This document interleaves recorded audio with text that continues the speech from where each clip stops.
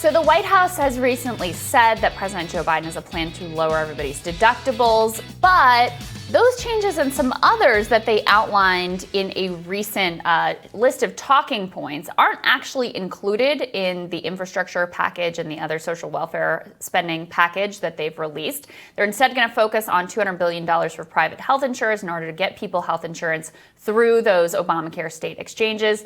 Joining us now to explain all of this is David Sirota. He's founder of the Daily Poster, editor-at-large of Jacobin, and, of course, former senior advisor to the Bernie Sanders campaign. Great to see you, David. Good to see you. Thanks for having me. So there's this kind of perplexing thing it's confusing that's happening where Biden is talking about and releasing talking points about some plans around healthcare that they actually aren't putting into the big packages that they've announced. Just break down what you found here. Yeah, I mean, they keep talking about there may be a Medicare expansion. There may be a public option, a public health insurance option to compete with private insurers. And then they continue to put as their healthcare plan just massive subsidies for the insurance companies, which helped create the healthcare crisis unto itself.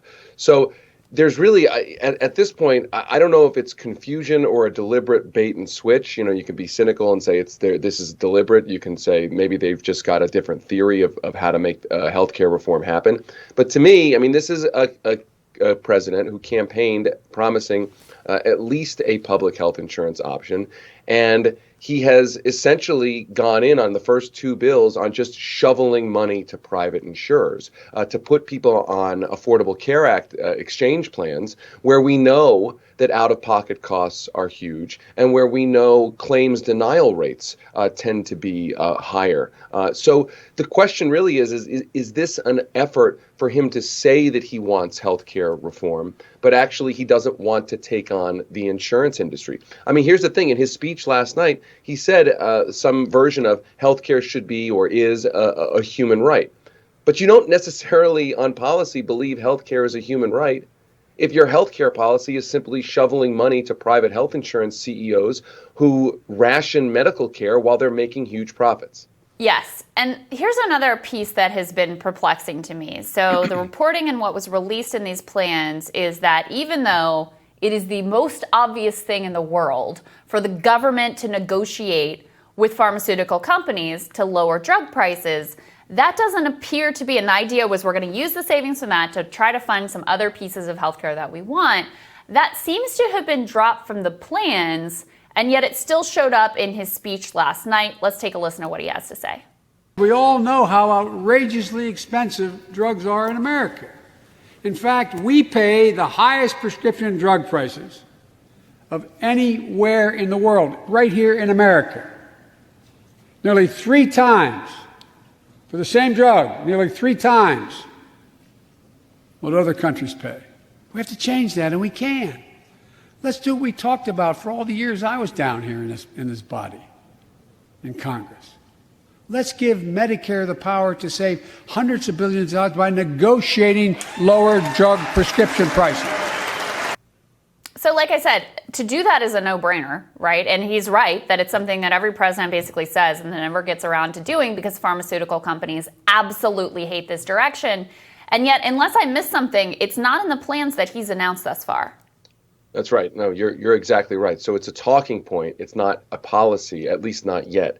And again, I do wonder if Biden believes that he can just say things like that and not actually try to deliver them. Or maybe he wants to say things like that, have a bill in Congress where he can say, see, we put a bill into the House or into the Senate that does that, but not actually make it a priority and make it happen. And the thing is that ultimately the rubber hits the road. We know that. If you don't deliver on these things, it sows a kind of cynicism. And of course, it doesn't solve the actual problem here.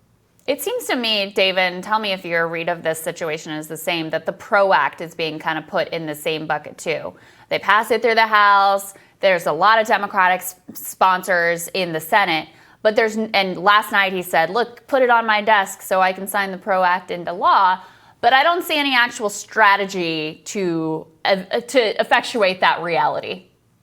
Well, there can't be a strategy unless you're willing to get rid of the filibuster. I mean, if we're being honest about it, right? If you're not willing to get rid of the filibuster, then how are you going to get any of these things that we're talking about done? And is the whole game just, basically a performative game where you say, you give a speech in Congress, I'm for this, send me a bill, but there's a huge roadblock, so you can get everybody to sign on to the bill. You can even stage votes on the bill, but the bill actually isn't going to get through. So ultimately, if this president is serious about passing all of the things that he talked about, they're going to have a legislative strategy to either use reconciliation in a very creative way or get rid of the filibuster for everything that we're discussing here. But the point is that if you're willing to do that, then you're willing to really take on the interests that we're talking about. I mean, the corporate interests that are against the PRO Act, the pharmaceutical industry that is against allowing Medicare to negotiate lower prices for prescription drugs. These are the most powerful, politically powerful industries in the world. And you have to actually be willing to have a fight with them. And so far, Biden has been willing to spend a lot of money, but he hasn't necessarily yet been willing to have a direct confrontation with corporate power. And so what do you think then of some of the media headlines coming out of this? I'm looking at Politico. They've got a big piece that says Biden embraces his inner Robin Hood.